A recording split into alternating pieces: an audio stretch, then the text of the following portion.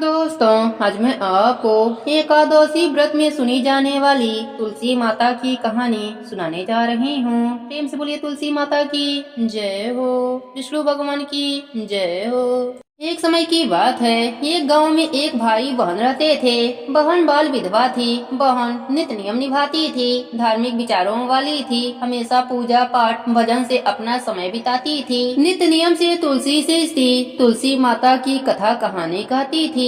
इस बात से भाई की पत्नी को बहुत गुस्सा आता था। एक दिन उसने तुलसी माता का पौधा उखाड़कर घर के बाहर फेंक दिया और ताने मारने लगी। बहन से भाभी के ताने सहन नहीं हुए। वह अपना तुलसी का गमला उठाकर गांव के बाहर चली गई। भाई जब घर आया तो बहन को घर पर न देखकर अपने पत्नी से पूछा, बहन कहाँ गई है? तो भाभी ने कहा, तुम तो घर में रहते नहीं हो, बाहर चले जाते हो और तुम्हारी बहन तो कुलछनी है, पता नहीं कहाँ कहाँ फिरती रहती है। भाई को बड़ा क्रोध आया। सुबह से शाम हो गई और बहन का पता नहीं चला। इधर बहन जंगल में जा रही थी, उसे कुछ भी नजर नहीं आ रहा था। वह एक पेड़ की छाया में बैठ गई और वहाँ बैठी बैठी रोने लगी। हे तुलसी माता, मैंने तो कभी भी कोई अधर्म का काम नहीं किया है, आप साक्षी हो, आप मेरी रक्षा करना। तुलसी माता एक बुढ़िया का रूप धर के आई और उस लड़की से बोली, बेटी तो यहाँ क्या कर रही है? तो उसने सारी बात बताई। वह कहने लगी, नित्य नियम निभाए बिना मैं नहीं रह सकती। तब बढ़िया माई माया से एक धर्म नगरी बनाई, जिनका नाम धर्म नगरी दिया। अब जगह जगह उस नगरी की चर्चा होने लगी कि वहाँ एक बहुत ही धर्म की स्त्री रहती है। और इधर बहन के जाते ही भाई भाभी पर दुखों का पहाड़ टूट पड़ा। वह घर घर भिक्षा मांगने लगे। एक दिन उन्हें पता चला कि धर्म नगरी में एक बहुत ही धार्मिक महिला रहती है। वह बहुत दान पुण्य करती है, गरीबों की मदद करती है। तो वह दोनों भी उस नगरी में गए। जब नगर में गए और उस स्त्री की बड़ाई सुने तो उसकी भाभी को याद आया कि मेरी ननद भी ऐसे ही पूजा पाठ नित्य नियम निभाती थी, परंतु मैंने ही उसे घर से बाहर निकाल दिया।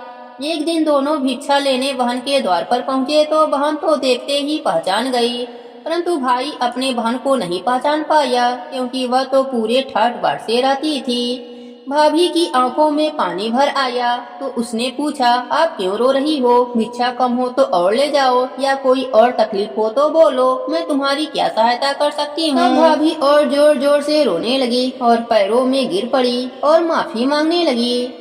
वह बोली, आप लोग कौन हैं? तब भाभी बोली, ननद बाई सा, मुझे क्षमा कर दो, परंतु आपकी आवाज से मैंने तो आपको पहचान लिया। मैंने आपको बहुत भला बुरा कहा है और आपके तुलसी को भी उखाड़ कर फेंक दिया है। अब भाई को सारी बात पता चली कि हमारी दशा किसके कारण से हुई है। वह अपने पत्नी को डंडा से मारने लगा। तब बहन बोली, इनसे गलती हो गई है, इन्हें क्षमा कर दीजिए भाई, मेरी तो तुलसी माता ने बहुत रक्षा करी है, यह सब उन्हीं का दिया हुआ है।